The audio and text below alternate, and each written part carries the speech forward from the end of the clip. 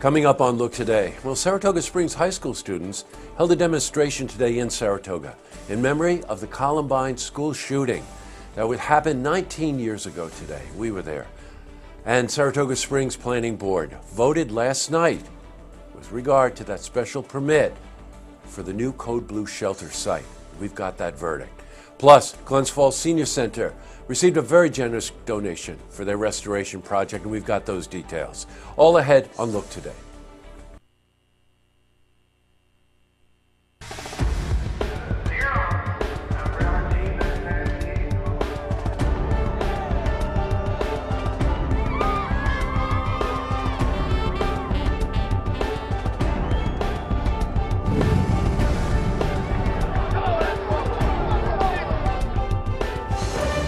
Welcome, everyone. Happy Friday.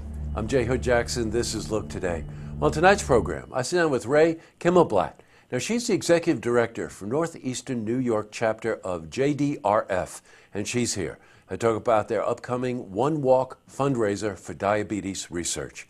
I also sit down with Jackson Lasarso. Now, he's an 11th grader from Queensbury High School, and we're joined by Kevin Davidson. He's a 12th grader from South Glens Falls High, and they're here. I talk about the importance of gun safety and a march that's taking place tomorrow in Glens Falls.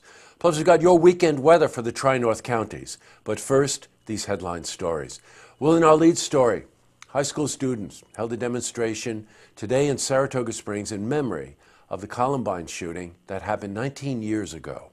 Many different social activist groups were involved, like MLK Saratoga, the Black Elks, League of Women Voters, and many more. Many continue to push for more gun safety laws and vow to continue the nationwide March for Our Lives movement right up to Election Day.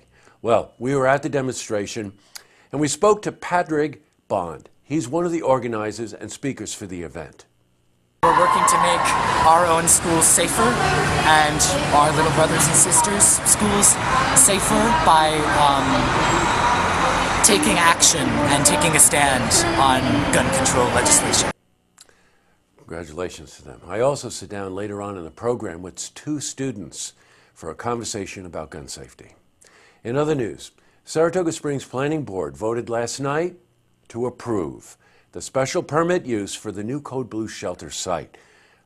The permit was unanimously approved on 11 conditions. Now, the conditions include that the shelter only operate in accordance with New York state law, meaning when temperatures are below 32 degrees. And all activities at the shelter must stop by 10 p.m.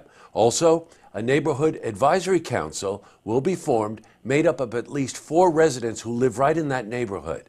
Well, we contacted Shelters of Saratoga today, but they're unable to comment for legal reasons.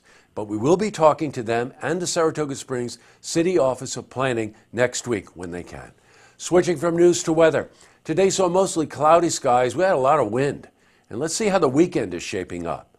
For a more detailed look at our weather, let's head to the Glens Falls Weather Center for a look at your first forecast.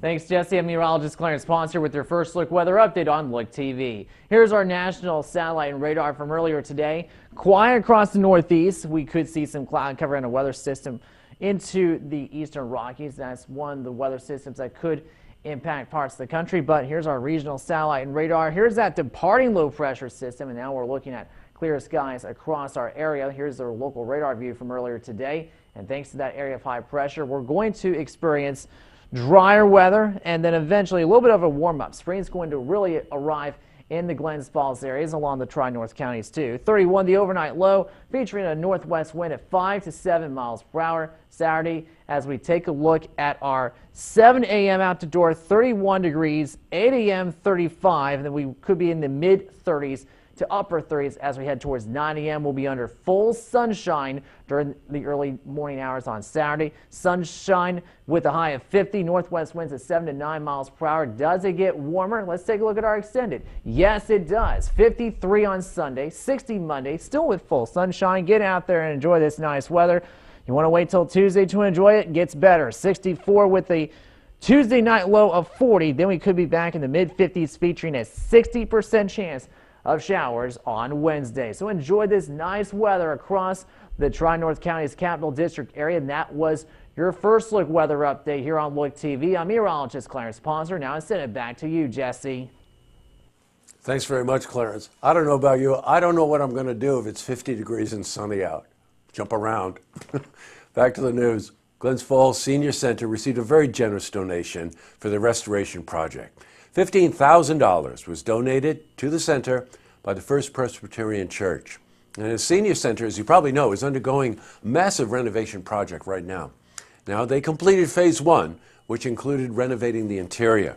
And we spoke to Kim Bren. She's executive director, Glens Falls Senior Center.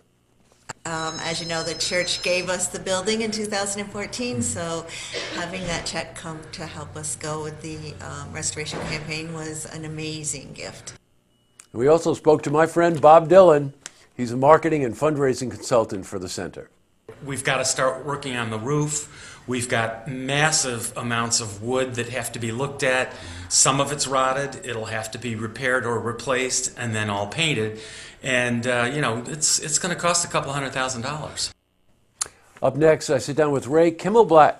She's the executive director from Northeastern New York chapter of JDRF. And she's here to talk about their upcoming One Walk fundraiser for diabetes research. I also sit down with Jackson Lasarso. He's an 11th grader from Queensbury High School. And we're joined by Kevin Davidson. He's a 12th grader from South Glens Falls High. And they're here to talk about the importance of gun safety and a march, an event that's taking place tomorrow afternoon in Glens Falls. But first, if you see news happening, you want to share a story idea. How about join us for an interview? Give us a call on the hotline. The number is 798-8000.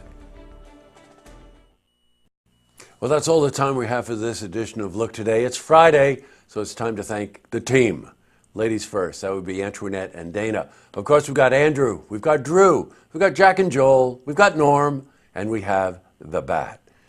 This team makes everything you see here on Look TV possible each and every week. A very interesting weekend coming up.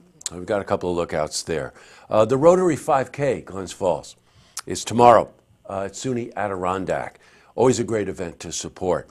The Beagle School in Saratoga has their event tomorrow morning, 11 o'clock at Saratoga High. And that money goes to support that absolutely amazing school for the little people. Poverty Forum tomorrow afternoon at Crandall Library. I think it's around 2 o'clock or so. We did an interview. Go to looktvonline.com and you'll see the interview I did this week with some of the organizers. And it's all about housing issues.